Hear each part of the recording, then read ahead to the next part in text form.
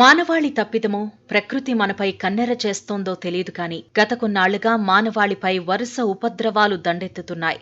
భూకంపాలు ఈ మధ్యకాలంలో విపరీతంగా పెరిగిపోయాయి. ఇక కరోనా మహమ్మారి గురించి ప్రత్యేకంగా చెప్పక్కర్లేదు. ప్రపంచాన్నంతటినీ గజగజ వణికించింది.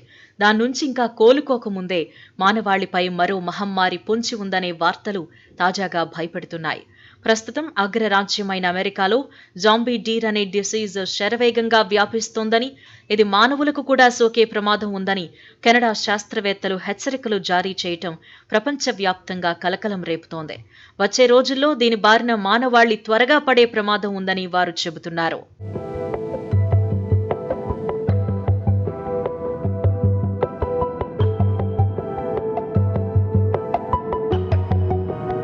కెనడా శాస్త్రవేత్తల హెచ్చరికలతో అసలేంటి జాంబీ డీర్ వ్యాధి అనే దానిపై చర్చలు మొదలయ్యాయి.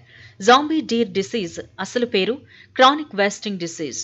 ఇది సోకిన ఏ జంతువైనా మరణించాల్సిందే. నాడీ వ్యవస్థపై దాడి చేసి జంతువులను ఇది చంపేస్తుంది. ఈ వ్యాధి ప్రస్తుతం అమెరికాలో జింకలలో వేగంగా వ్యాపిస్తోంది. ఈ డిసీజ్ కి కారణం ప్రోటీన్ల మిస్ఫోల్డ్, అంటే జంతువు శరీరంలో ప్రోటీన్లు సరైన ఆకృతి సంతరించుకోకపోవటం వల్ల ఈ వ్యాధి సోకుతుందని శాస్త్రవేత్తలు తెలిపారు.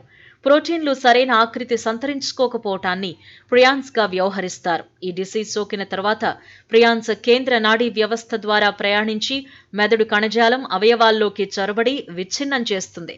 ఇది సోకిన జింకల్లో చొంగ కార్చడం, తోలడం, ఉదాసీనంగా ఉండడం వంటి లక్షణాలు కనిపిస్తాయి. అందుకని దీనికి జాంబీ డీర్ డిసీజ్ అని పేరొచ్చింది. కెనడాలో మొదట ఇది జింకల్లో కనిపించింది. అమెరికాలోని యెల్లోస్టోన్ నేషనల్ పార్కులో తొలిసారి ఈ వ్యాధి బయటపడింది. గత నెల చివరి వారంలో 2 కేసులు వెలుగు చూడడంతో ఈ డిసీజ్ వ్యాప్తికి అడ్డుకట్ట వేసేందుకు బ్రిటిష్ కొలంబియా ప్రావిన్స్ చర్యలు ప్రారంభించింది.